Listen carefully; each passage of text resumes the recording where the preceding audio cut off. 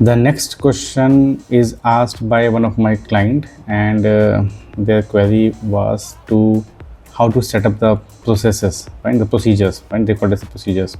So the procedures, as per them, they're recommending that we should have a separate set of procedures for the cybersecurity than the business functions. Even though business functions have their own procedures, they want to set up parallel processes which highlights the cybersecurity aspects of the procedures about that particular business function. So my recommendation in that case, such cases, is that we should have one common set of procedures, because the procedures will be used by their team members. The team members should have one reference document what they have to follow, right? And if we integrate our security requirements in their procedures, that is way better than developing your own procedure.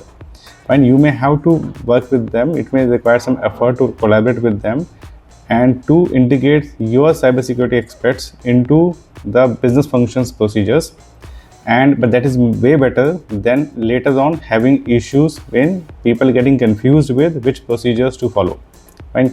So for example, this was the case of a procurement. So the procurement has their own procedures, and we were asked to develop a parallel procedure for the same procurement team, but which is highlighting only the cybersecurity part of it.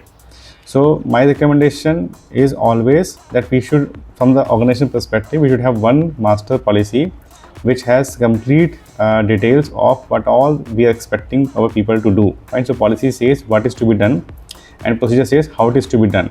Right? For every single individual, for example, I am a particular a team member of any particular business function, HR, IT, finance, procurement, whatsoever. So I should be concerned about only two documents. That is, one is my organization policy is, and second is what is my function specific procedure is that I have to follow.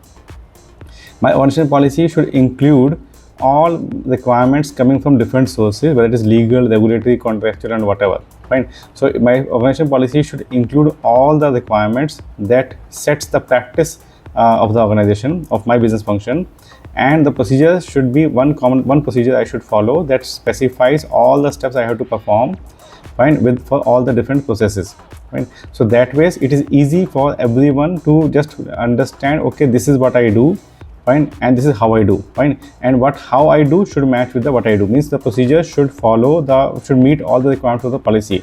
So for normal day-to-day working, if you have the procedures aligned with the policy, well aligned with the policy, then for normal day-to-day operations, I don't need to even look at the policy, because I'm following the steps what is given in my procedure. I get trained, I get tuned to it, and then my policy compliance will be in place automatically. Fine. If there is an exception required, if there is a deviation in the process, then I should refer to the policy. Okay, what my policy says, can I deviate from this procedure or not? Fine. So this is what I recommend for, and this way you are able to simplify your governance, and it will be easy for people also to follow your GRC practice, right? So this is my recommendation, and I hope you'll find this useful. And if you have further questions about this and how to do or what to do, fine, then you can feel free to ask me questions. Thank you so much for watching.